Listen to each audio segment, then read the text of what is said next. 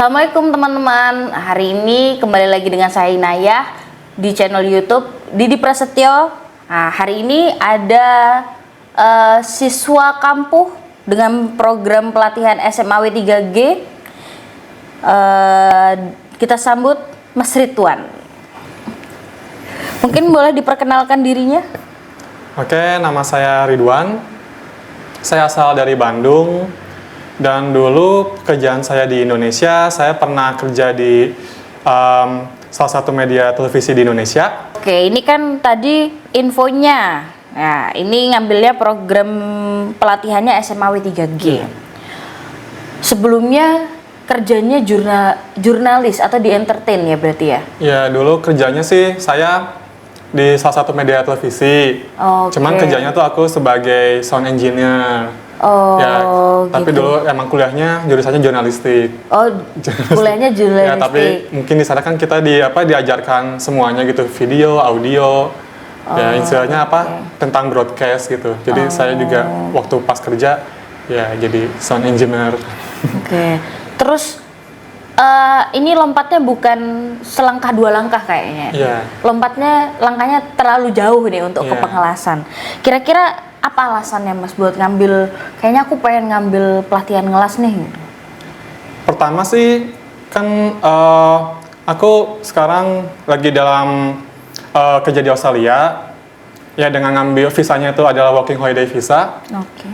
Dan aku tuh baru sadar gitu setelah hampir 3 tahun di Australia, ternyata tuh ya kerjaan sebagai welder atau boilermaker itu sangat dibutuhkan di Australia gitu. Jadi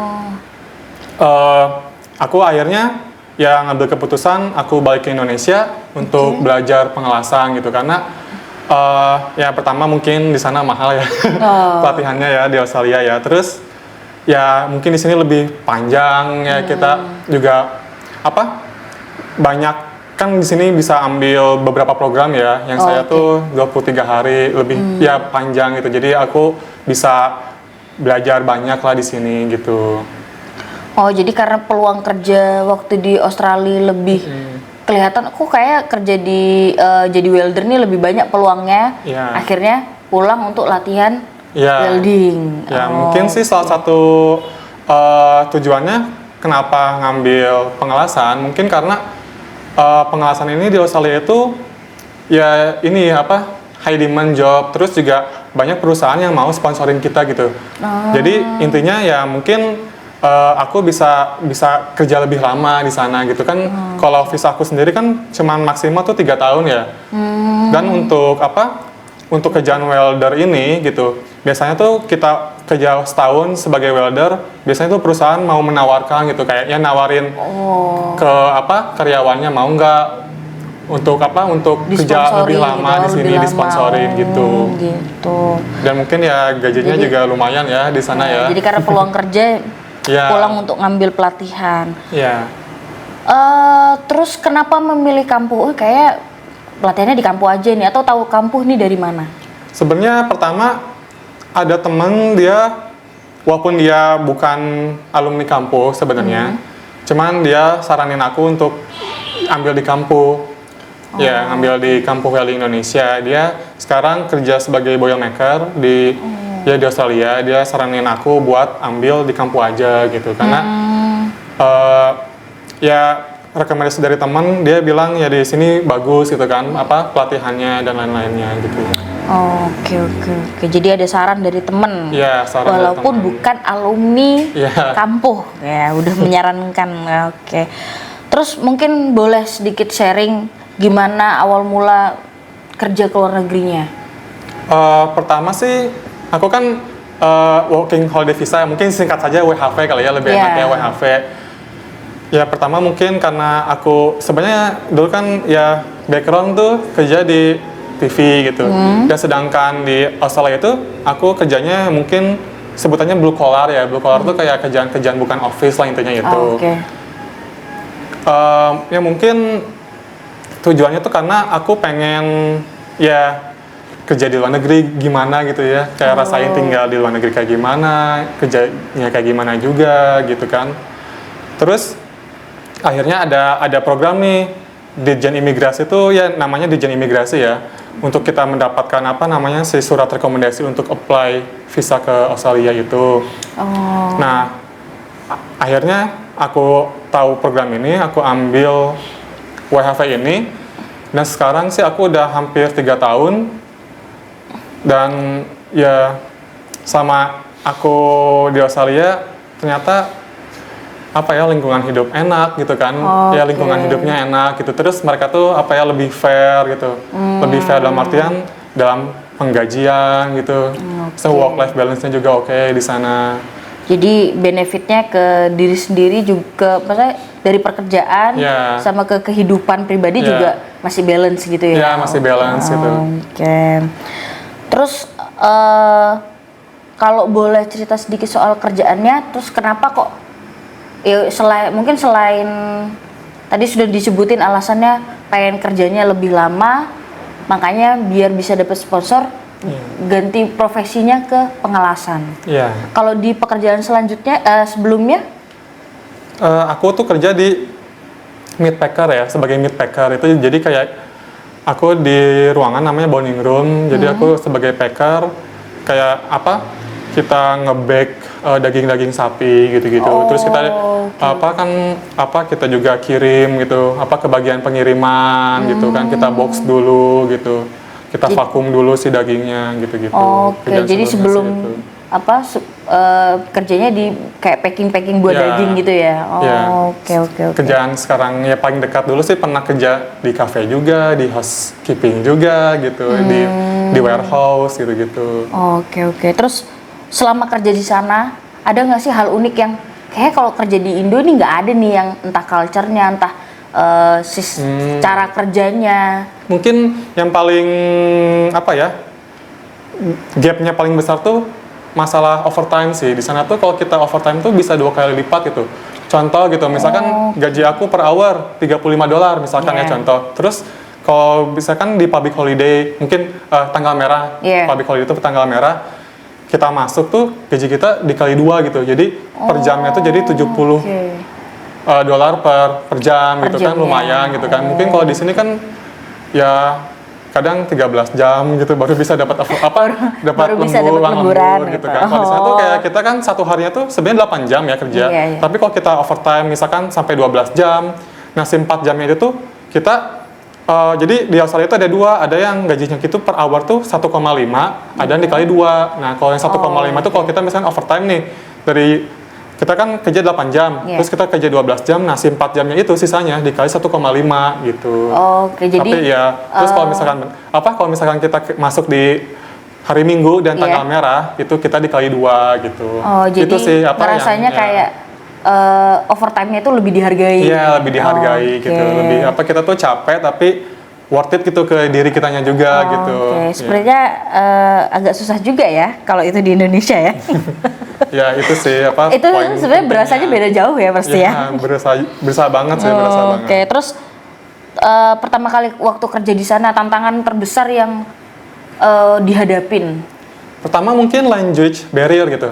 Kayak di sana kan aksen Australia tuh lebih susah dimengerti ya, nggak kayak Amerika gitu kan. Mungkin kalau misalkan nonton film gitu, orang Amerika tuh kalau misalkan ngomong tuh lebih clear gitu. Australia itu lebih aksennya cepat gitu, kayak British cepet banget gitu ya. Beda sih, tapi lumayan kayak British, cuman mereka tuh ada lah gitu. Mungkin pertama mungkin bahasa itu ya. Bahasa. Terus ini sih paling kayak kan kalau di Indonesia tuh aku ngelihat sendiri gitu. Banyak kalau kita kerja tuh kalau di sini tuh namanya K3 ya. Safety. Ya, safety. Di sana tuh benar-benar kalau kita kerja tuh kita tuh masuk nih, kita hari pertama kita kerja itu dikasih tahu ya, kita harus pakai baju ini, baju B, baju C gitu. Ada safety induction. Ya, safety induction. Terus kita tahu gitu kayak di keliling perusahaannya ya, ini pintu darurat ini. Jadi kita tuh lebih aware sama safety-nya juga gitu. Itu sih. Jadi awal masuk kerja moving dulu keliling untuk lihat area-areanya. Ya, mungkin itu ini sih. Ini boleh pakai ini atau ini harus pakai ini kalau masuk gitu ya. Ya, nilai plusnya itu sih kayak perbedaan terbesarnya mungkin Australia sama Indonesia. berapa lama adaptasinya? Terus gimana caranya biar kayak, kan pasti waktu kerja di televisi sama kerja di yang tempat terakhir ini kan pasti beda banget nih kan? Ya beda banget sih. Pertama sih aku kan dulu kerja sebagai housekeeping ya di hotel ya, waktu pas pertama banget nyampe Australia itu di Sydney waktu itu. Ini sih sebenarnya asal kita ada kemauan sih ya, itu sih makanya orang itu juga ya kan kita diwawancara kan, ada interview, kita juga bilang kan kita maksudnya belum ada pengalaman apa gimana, tapi jangan ya walaupun kita nggak ada pengalaman kita juga kayak bisa kan kayak kita cari tahu gitu di YouTube gitu kayak riset dulu kerjanya kayak gimana, jadi nggak nol banget gitu. Yang penting sih pertama ada kemauan, karena mereka tuh lebih pengen orang yang punya kemauannya tinggi gitu kan, karena kita juga di train juga di sana gitu, ada pelatihannya dulu, nggak langsung kita masuk langsung ngerjain enggak gitu ya. Biasanya sih aku dulu jadi housekeeping tuh seminggu dulu gitu, aku dikasih ada trainernya gitu, kayak seminggu dilihat gitu kerja bareng sama dia gitu, habis itu dia udah bisa sendiri baru dilepas gitu ya.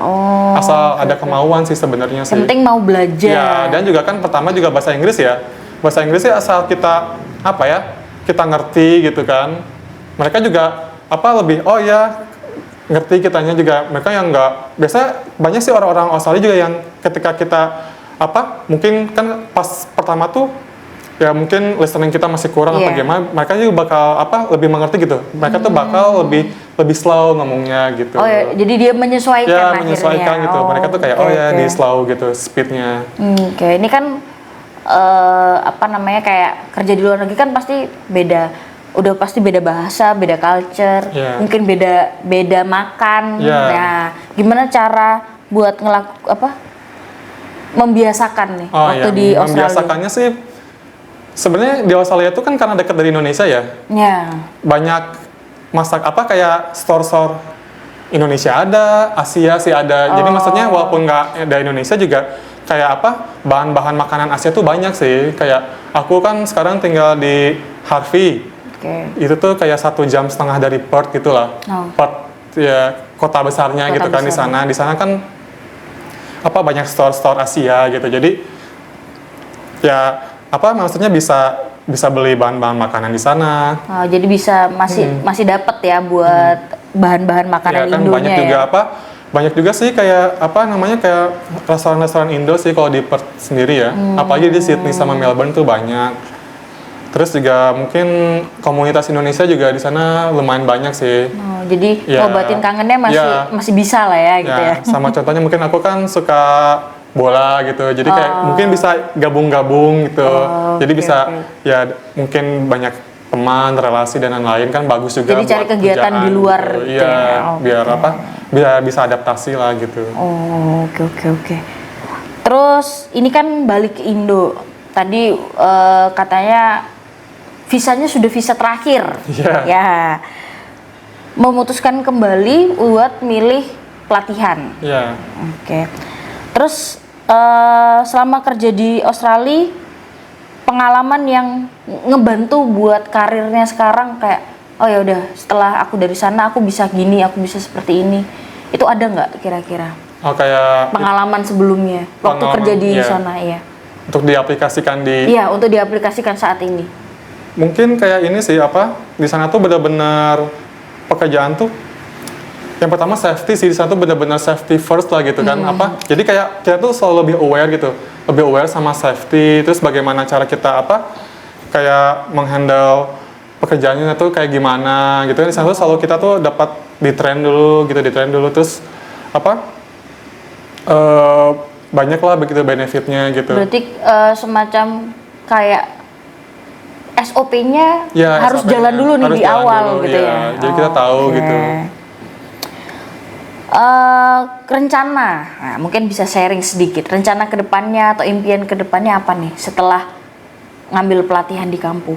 Mungkin setelah dari kampus ya pertama sih mungkin kalau ada emang rezekinya gitu kan, ya mungkin akan kuliah di sana, mengambil jurusan ya fabrication trade kan. Di situ ada mata kuliah kayak SMAW, GTAW gitu kan.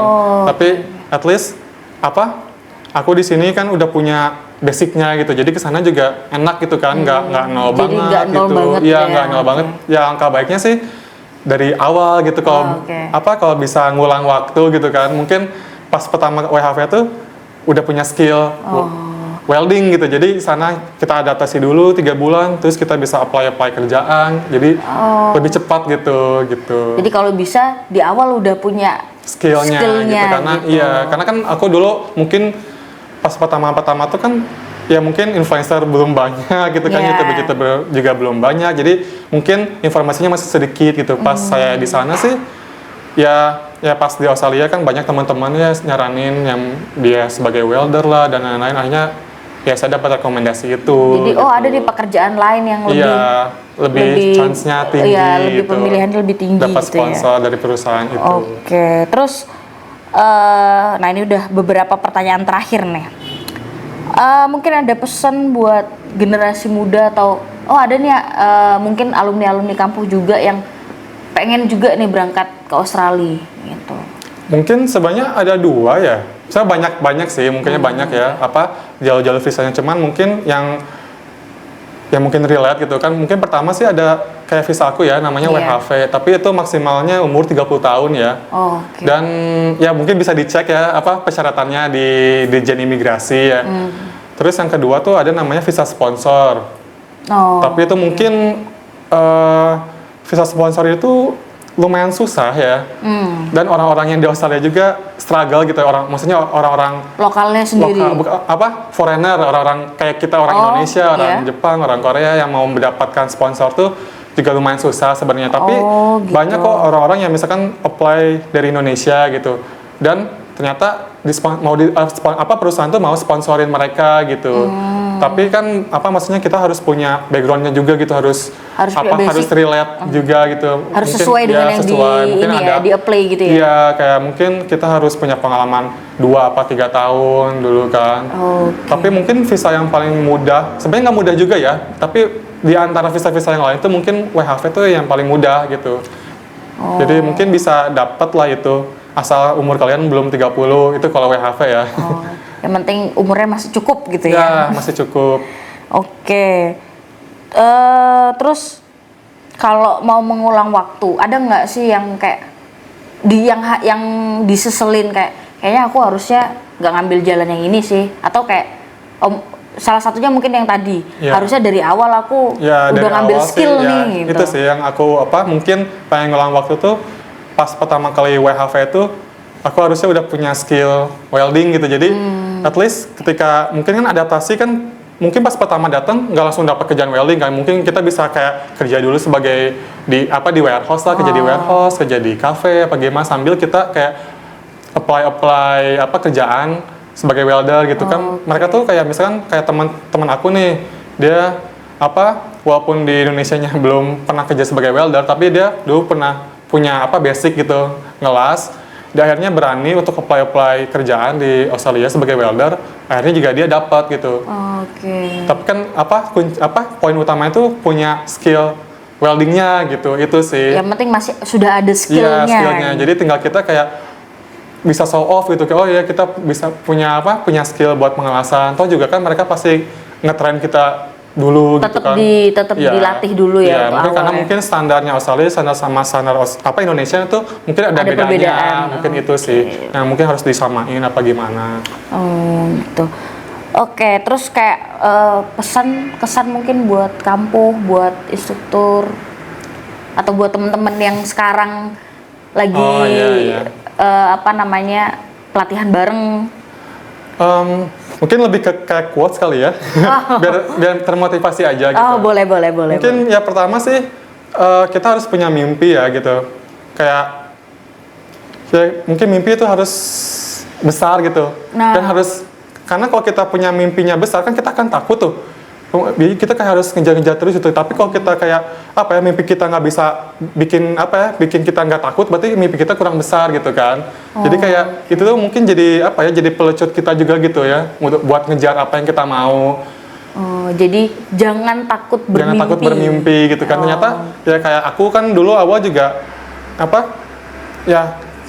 mungkin ya aku di keluarga ya mungkin ya yang kaya juga bukan kan, punya mimpi gitu pengen kerja di luar negeri tuh kayak gimana. Makanya waktu aku tuh pas di Indonesia emang aku sampai 2,5 tahun gitu ngumpulin uang buat ya itu ke Australia gitu kan. Karena aku punya mimpi besar itu gitu, aku pengen kerja di Jadi Australia ada gitu. cambukannya nih buat Iya, ada berangkat cambukannya buat nih. berangkat gitu. Intinya itu sih, Oke. harus punya mimpi dan juga actionnya juga gitu. Dan mungkin mungkin kalau kata quotes kali ya, aku kan ada quotes dari Suhoki itu, aku benar-benar memotivasi aku gitu, kayak hidup adalah soal keberanian gitu kan.